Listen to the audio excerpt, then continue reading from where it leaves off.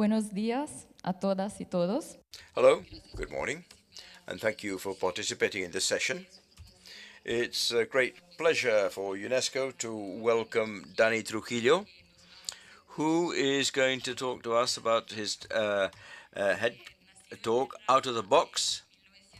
He was born in Terrassa in 1981, and he carried out activity as a composer and a sound designer, and cooperates with different university centers like EUMES as a teacher.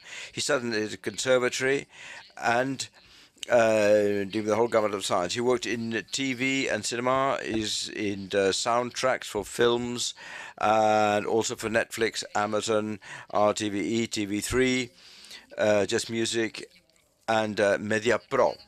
He has developed productions for Universal, Sony, and amongst his publicity work and advertising work, he has worked for Toyota, Audi, Kia, Estrella Damm, Trump Barcelona, and so on. Hard rock. Thank you. Welcome. Hello. It's a great pleasure to be here, invited by UNESCO, and I'm going to talk to you about higher education. It's something which is fascinating. This is out of the box. When I was called, saying, "Hey, you always live outside the box, and we are composers. We are within a box, normally a box without windows and in fairly unfriendly places." I chose this title because I teach at different universities. I myself I do not have higher education certification or quality. I obviously trained with many teachers. Some of them teachers at universities, but I did not carry out the full scholastic higher education trajectory. As you have been heard, I carry out music for advertising with national and international brand names, cars, the water you're drinking, probably, has also seen my music. But often in advertising, we try to get people to buy things they don't need. When I was a kid, my brother was in the conservatory. He played the flute, and I didn't have much other option than to follow his steps. And I thought, okay, I can do this well. And I said, well, how am I going to develop this musical creativity? And remember that in Spain in the 90s, I was about between 10 15 years old, parents wanted us to follow a science degree with a view to becoming an engineer, and artistic disciplines. Well, a father who does not come from an artistic tradition, it certainly is not what any parent would want for their kid. So, if you look at the artistic disciplines in Spain, they're not fully developed. Things are improving a bit, but even though music is more or less covered, but if you look at ballet or the plastic arts, there's no, if you like, higher education certification for them. I'm going to play the piano so not to bore you. Do you remember when you were kids and your teacher said, okay, the different scales, does this ring a bell? Right? I'm not going to sing, but I don't want it to rain. But you will remember this from your music classes, won't you? Okay. If anybody wishes to sing, please go ahead. And you have the minor scales. This is the one. Okay. Maybe your teacher said you can do fun things. If I do this one.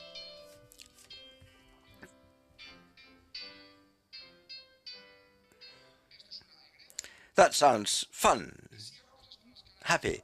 But if I do the following minor scales, it'll sound rather sad. A bit more subdued.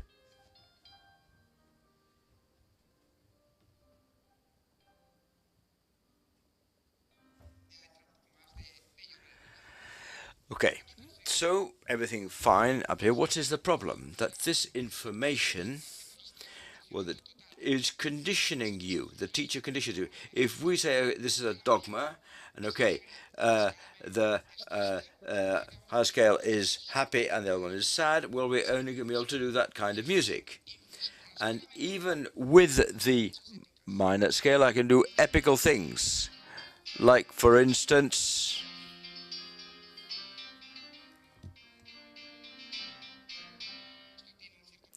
that has certainly, it's a bit, quite weighty. Would you say it's sad? No. I get a melody in the high scale and make it rather sad, sound sad and subdued.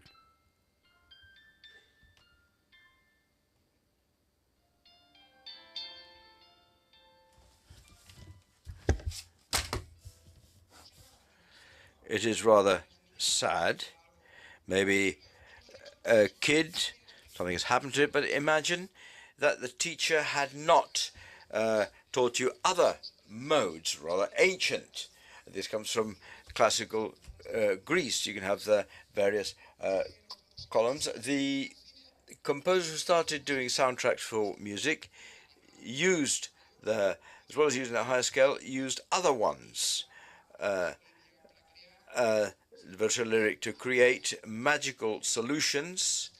If we take the linear scale, all right, there is like a small sign just before the fourth note. What that does is to increase that note. What used to be this, that fourth note will turn to this. Can you see that it has grown somewhat? Well, with that scale, we can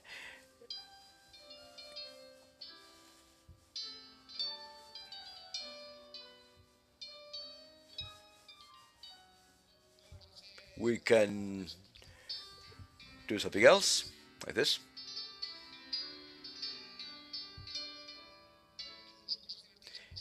Even something like it, like in The Simpsons.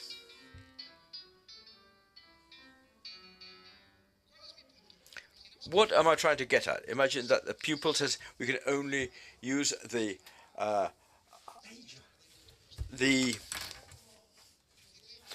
and you could say a guitar student who put a microphone in his playing guitar and, hey, this doesn't sound too good. Don't do that. This is something that we can do as teachers, and we could condition the students. And that way, okay. And individuals think that they know more than they do. So they overestimate their ability, and they're not aware of what they ignore. I'm sure that's happened in a football match. Hey, the trainer hasn't a clue. I would do it better. And maybe the trainer, the manager knows exactly what the physical state of the players. He knows the lineup. He knows the features of each player. And that Norman Kruger, in fact, is saying, okay, I know more than that person. So do we know more than the doctor? Well, unless we have a scientific training behind us, no, we won't. What happens then? If we tell these individuals, we train them to improve their knowledge of that given subject, which they're not fully master, the individuals will recognize their shortcomings and they'll be able to accept that they lack full command of their abilities, and they can improve. The problem with this Kruger syndrome is that people who do have enough knowledge to be able to advance as professionals, move forward, but they feel they're imposters because they're aware of everything they don't know. So I won't play the piano anymore, but there are probably kids who are 7 years old who play it better than I do. No, I'm not joking. I've seen kids who are 7 years old and think, well, I have to, live 7 lives to play like them. But certainly I can explain what my hypothesis is. So this, as a teacher, we should be aware of that. And those students who perhaps need a bit more support before we can throw them out into the world and said, okay, confront reality. Now, if I am in the academic world as a teacher, but who did not wish to go through university as a student myself, it's important that from the vantage point of universities, we should preserve knowledge. In particular, in the world of music, before setting up universities, we had a master who controlled the discipline fully and transmitted his knowledge and his know-how to his students.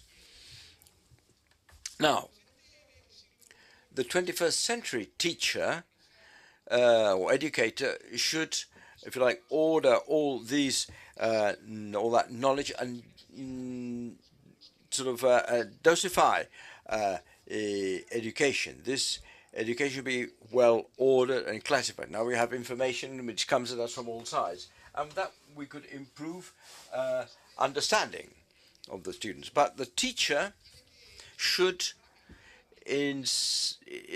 provide incentives to the student to take responsibility of his learning and to evolve his own teaching. Now,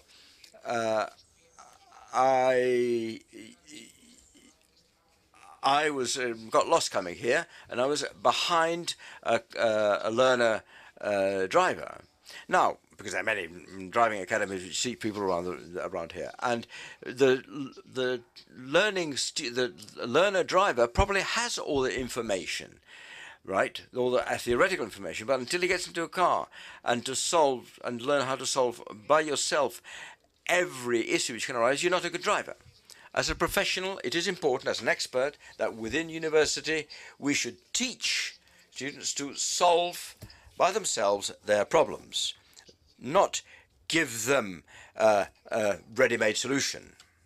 But formal education, this self-learner, can quickly access to his idol, to the best teacher, the best musician, and they have a tutorial where he'll be told what to do. So information is there at our fingertips. But probably as you won't have this accompanying help, it'll take longer to find the necessary answers. Within that frustration, there's also learning. This frustration that I can't quite get there, I can't find the answers at the touch of a key. Well, that will teach you how to find the answer. And that process will allow you to learn more, to be conscious of these steps. People who do not have such a sort of formal education, we have experienced education in a more vital fashion. We learn how to solve problems, not so much in an intellectual manner. What am I telling? What am I trying to tell you? Well, what would you prefer, to study university or learn it on the hop? Well, I, of course, would have preferred to go through university. But in a university where teachers had a critical spirit, where taught me not just to do, but to think, rather than just give me solutions ready-made. This is me when I started to think, oh, hey, I'd like to get involved in music. And here, I was fully involved. I was lucky. I struck lucky. A friend told me, you've got talent, and now is the moment to get in touch with people in the BBC in Spain. And that's what I did. I started working for the BBC in Spain. B for weddings in Spain, B for christening in Spanish, and C for communion. So not the BBC you thought I was talking about. No. Weddings, christenings, and first communion, CCC. Anyway, and I had never had any problem developing this work, which had a certain risk. It did involve a considerable economic investment at the time to purchase all the necessary hardware. This is me in my studio. this was like a felt top, which is the easiest and cheapest way to soundproof a room with a view to having a decent acoustic. So there was a big initial investment then. And when I was 15, without having carried out a business studies, I was an entrepreneur in a sense. And the fact of carrying out risks does require certain skills. But common sense is not the most common of mindsets. In particular, not not all the issues can be solved with common sense. But if you look at problem-solving methods or maths problems, does help you. But let us go back to what I was telling you. You are outside the box. And I say, well, outside the box? Well, what does that mean? I don't know whether you know that riddle where we can see these dots, and with a series of straight lines, we have to link up together all these dots, but without lifting your finger off the pen or pencil. Now, let's start with the bottom left-hand dot. You go straight upwards, you get to the top of that row, then you follow to the top right-hand dot, you go down to the bottom right-hand one, but then we have an issue, we have a problem. What about the central dot? We haven't touched that one, have we? So what happens if we think out of the box? What if you go out of that box? And this time we go further down, outside the four dots. Well, then we can link up. Do you think that we can link up all the dots? Well, but it's not the only answer. Another one, another possibility. Take a giant paint jar and draw a line which goes right through the dots, because we haven't been told, okay, there's a given size to the pencil. No, there are solutions which are not immediately common sense, but which force us to think out of the box. And this brings us to something which is controversial. Even this solution, which is creative, is it creative to solve a problem like that? We can be creative in problem solving, but we're not really creating anything new, are we? What do I mean? Creativity is not just something which you use for problem solving. Creativity, emerges from nothing in people of real geniuses, but in life as a whole, it comes from a series of items. Have an item of information over here and one over there, and when you add them together, we're talking about this guitar. Let's put a microphone to it and we'll plug it into an amplifier. We have created an electric guitar. Any music, sound scores, always pick something up from classical Greece. We are always stealing ideas, mixing them up together, and what will a creative cook do? He'll take the recipe from his grandma, but will link it up with something new. And I think that to be professionally successful it won't be enough just to take in mind knowledge, which stems from an academic environment. No, personal values also come into play. How can we be assertive with social skills, with empathy? We can use all those. A musician who works for advertising, unless he fully understands the wishes and aspirations of his client, he won't really be successful. And customers don't even know what music they want. You are an intermediary to that end. And in a certain way, professionals, creative professionals, we can be creative, but we're more craftsmen than artists. I always think of the following. An art. Often I don't consider myself an artist because being a true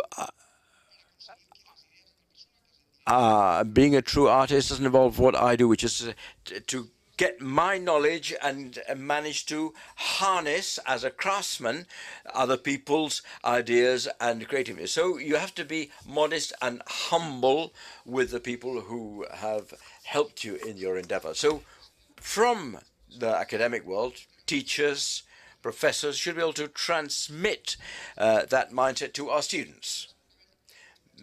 Often, because we think that because we have studied at university and we have such a big gamut of knowledge, we are somehow better than others who haven't had that opportunity, or whose path, the life path, hasn't led them along that route. In some way, when I saw this photograph, and if you think of students, of pupils, we can think of them as hammers, but we can also be hammers. Let me say what I mean. We give them a problem, a building problem for a student, and we say, okay, you need to use nails for this problem. And to nail these nails, you need a hammer. So what we'll do is that all students, when they have a building problem, well, they use nails. And so they will be hammers, and they'll be hammering all the time. And so what we are being hammers too. We are shoving the students through these holes, filling with nails. So as teachers, we need to think outside the box and give them this opportunity for them to develop their own skills, to be able to resolve these issues on their own. Very often I say to the students, make a mistake. I say, I have my opinion on this, but now that you're at university, you have the opportunity to make a mistake. Here, we are very hot in the university. We have heating on all of the universities. We are hot, so probably when you leave the university, it'll be colder. So while you're in the university and you're warm, hot, take risks, frustrate yourselves. So I'm not going to give you the solution. You find your own, and we'll see how it works next week. We'll see how we can solve it. Or maybe you've solved the problem and you don't need to see me so much, the better. But they need to take on board, they need to take risks. And they may even find a solution I'd not even thought of. So other teachers, and luckily in many universities where I work, there are brilliant teachers, academically trained teachers, who have this structure of wishing to help their students structurally. In many of these universities, people are already using this. And this is spreading throughout the academic world. Now, to conclude, this is me again. Not one of my best photographs, my best mugshots, I must say. They always ask me, if you had not, they notice my passion I have for music, and they said, although over the past few years, sometimes I prefer teaching music at the university rather than advertising. I hope there's no advertising executive listening to me, but I prefer this, teaching this, than doing it. And if people ask me, if you had not been a musician, what would you have been? I, looking at the photograph, at 41 years of age, that is my birthday, I would be a virgin. And that's all I have to say. Thank you very much. Okay. Thank you very much indeed.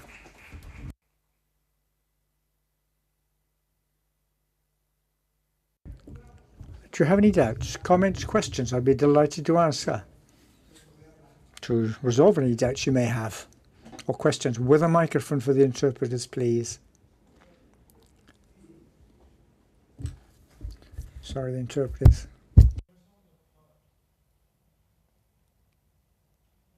Te traen un micrófono. Genial. Wait a second, I'm going to bring you a microphone. So, I have tremendous friends in Mexico. Thinking outside the box. Well, Is this an individual issue? I'm thinking outside the box. Or are we talking about ecosystems here? Universities haven't changed that much, the way they teach, that is. What will we need to do to change the ecosystem? Do we need to generate a new ecosystem? Reply. Well, it's very interesting, at least in my own experience, where I've met professors which were pure inspiration for their students at the universities I've worked at, i.e. the wise man, the maestro. But there are people who teach, who are great teachers, and there are other people who are not such great teachers, but when you talk to them, they inspire you to want to learn, to become more curious. I can talk about my own experience, of course. Cinema music and how it's taught. It's interesting that at universities, we need the wise man, the learned person, i.e. people with PhD, who have a complete structure for how to pass on their information. They know everything about everything, together with the person who does things, i.e. the professional. So on the academic side, yeah, everyone needs to have all their study plans done, need to have their PhD, and sometimes at universities, you lose profile. You lose profiles like mine, i.e. people who have lots of lacunae in our education. I think I'm a good advertising musician. I won't be modest here, but academically, I'm not an orchestra man. That's different.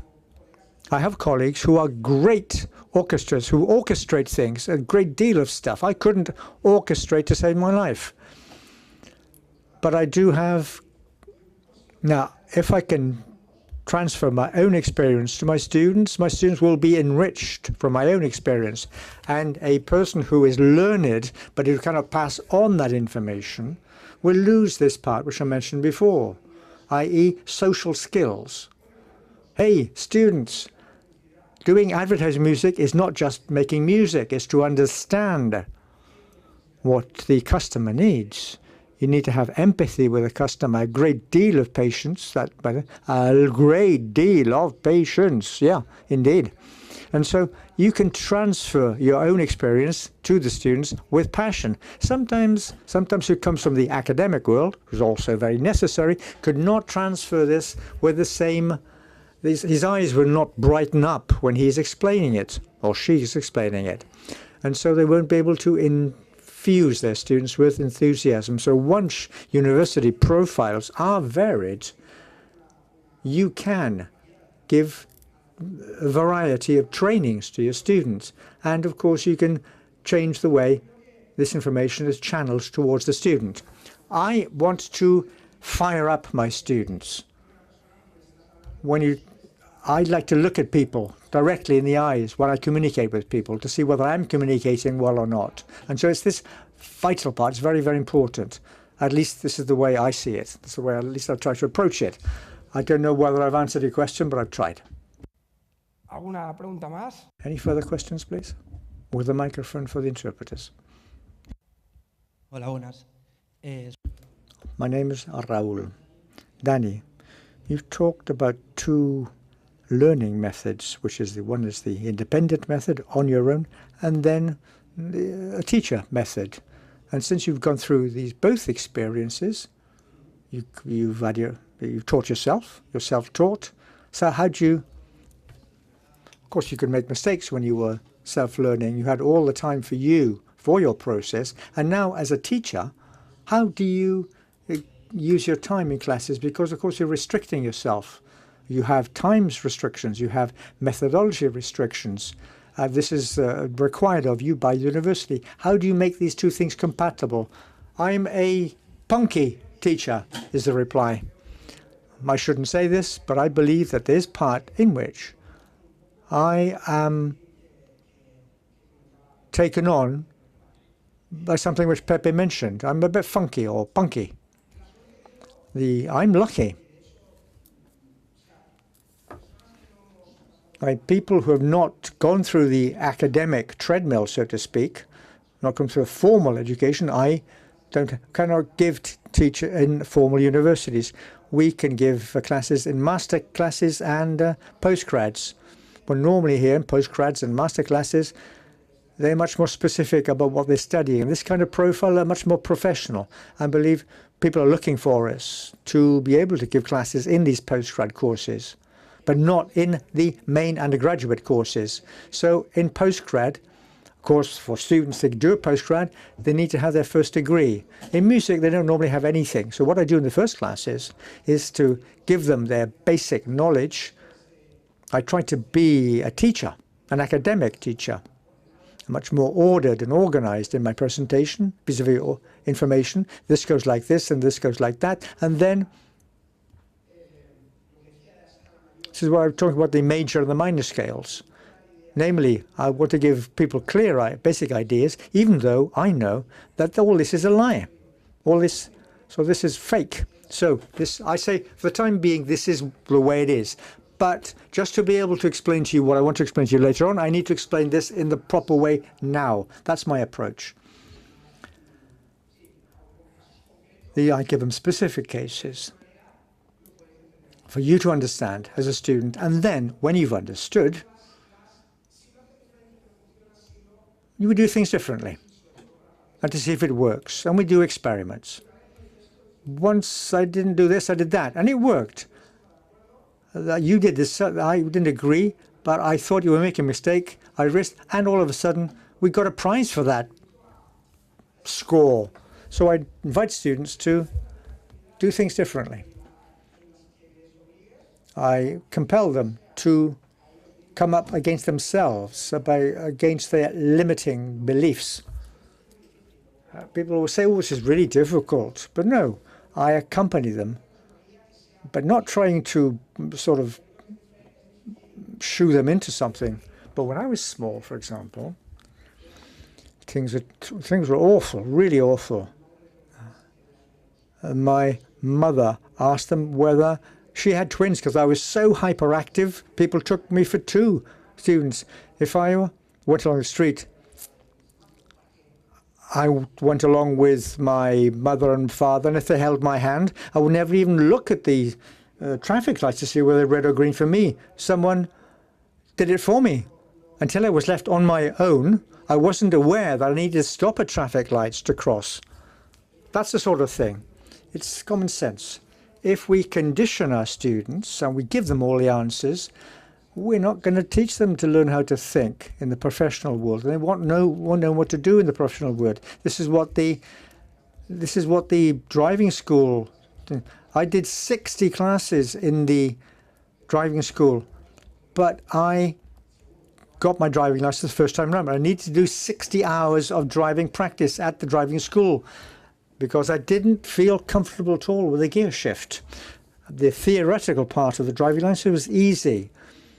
It was a question of memorizing things and regurgitating it afterwards, but not the practical. It's when you come to reality of driving a car that I found it difficult. I was paralyzed with a car in front of me and an accident. I had to put on my indicator. And then if we were strict, we'd need to spend the day.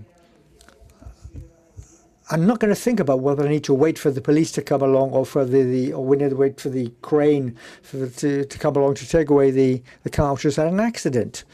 Anyway, so I pit the students against themselves. I want them to fight against themselves. I hope I've answered. Yes, you have. Thank you very much. Por favor, preguntadme que me... Any questions? I love questions. ¿Alguien más tiene alguna? If there are any further questions, I'd be delighted to answer. No. No questions? In which case... Hola. Hi. My name is Lola. I'm a primary school teacher.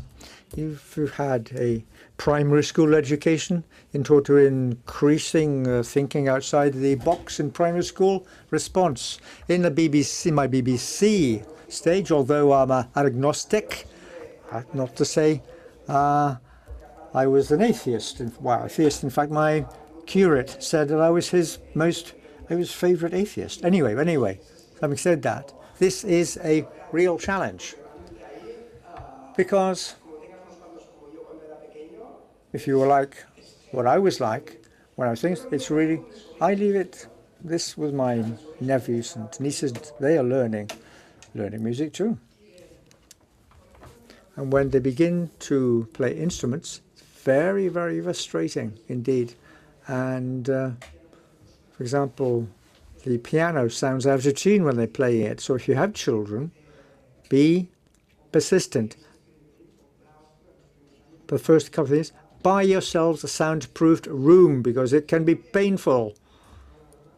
That's a joke. Okay, but anyway, what I'm trying to say is that what I'd say is that don't worry. It's time. You need to practice. Practice makes perfect. It'll all come out in the end.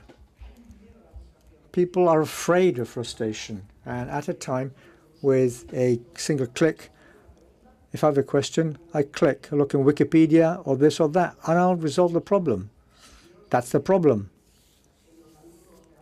With today's students, and I imagine any answer you can find immediately, so they're not accustomed to frustration of not knowing something, of not being able to finding a quick solution to something. So with the new generations, particularly young children, kids, we need to teach them how to be patient. Breathe in, calm down, let's see, study it, resolve it. Because they are so accustomed to getting an immediate response that it's difficult to educate them without giving them immediate answers.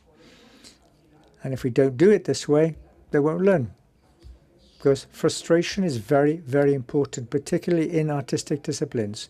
You need to learn anything, of course. You need to be frustrated, if you want to learn something well. But in art, frustration is even more important. If you want to learn how to dance, for example, I step on my own feet. I have two left feet, basically. I cannot dance to save my life.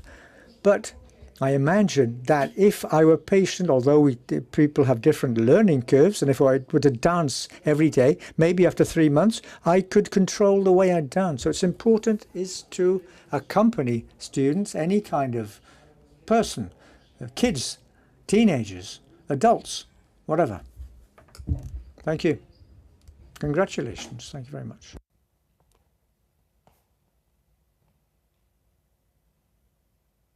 Perfecto. Bien. Thank you very much indeed. Been a real pleasure talking to you.